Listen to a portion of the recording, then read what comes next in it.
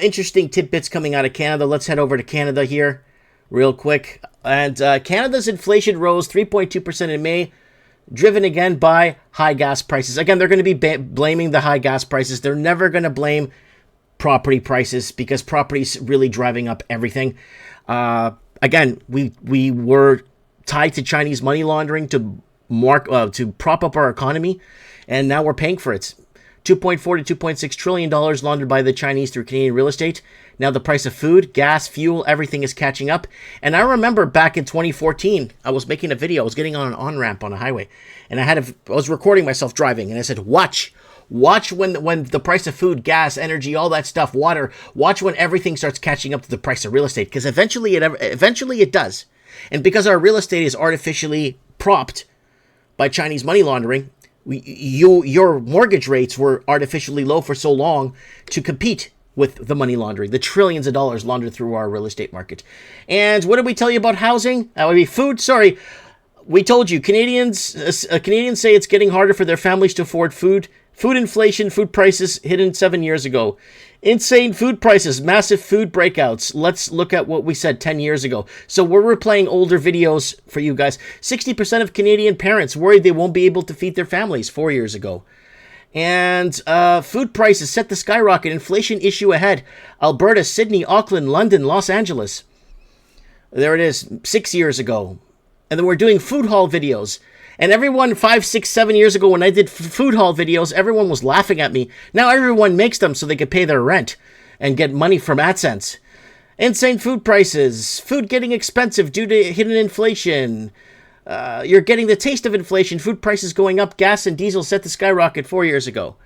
And years we've been saying the same thing. Let's move on to this. Some Canadians are crowdfunding their way through the cost of living crisis. Why?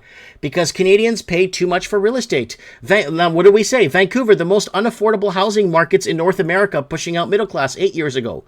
Where was it? Get out of the city now. Canadians out of reach for housing in their own country. Empty cities. So Canadians are paying too much for real estate because they were competing with Chinese money laundering. They lowered rates to 0% to allow Canadians to get into the market. Now they can't afford to pay their mortgages as interest rates go up. And we warned you guys about rates going up, and you kept telling me, oh, Mike, rates are never going to go up. Rates are never going to go up.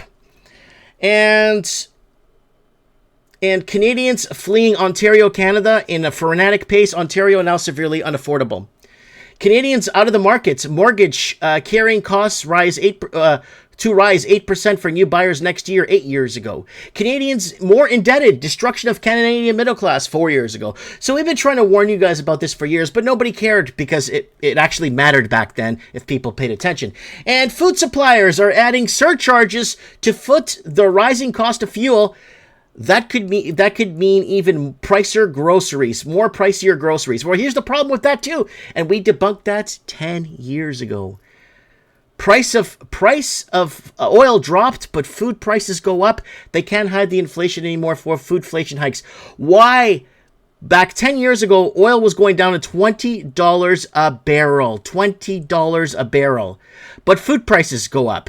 How is that possible when oil was dropping? For the longest time, they told us, well, oil was over $100 a barrel, so food's going to go up, and the cost of transport, the cost of processing the food costs more. But 10 years ago, oil was dropping to $20 a barrel, but food kept going up. Why? Because of this. Price fixing on food. Fixing rising food prices isn't a priority, says Mark Carney.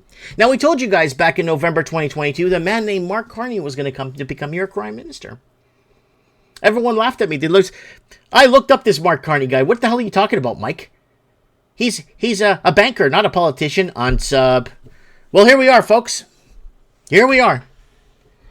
And now they're coming after your food, and that's what starts sparking even more civil unrest, more civil disobedience when people can't afford to buy food because all the money they have is right here. Tied into their real estate. They're crowdfunding. Why are they crowdfunding for? Because they own real estate. Interest rates are going up. They can't afford to keep it. They compete it with Chinese money laundering. We told you. It's a rift. The housing market is fake in Canada. Its economy is built off of housing. Now, Housing is making a correction, and people are losing everything. But you know what? I sleep well at night knowing that I warned you guys about this.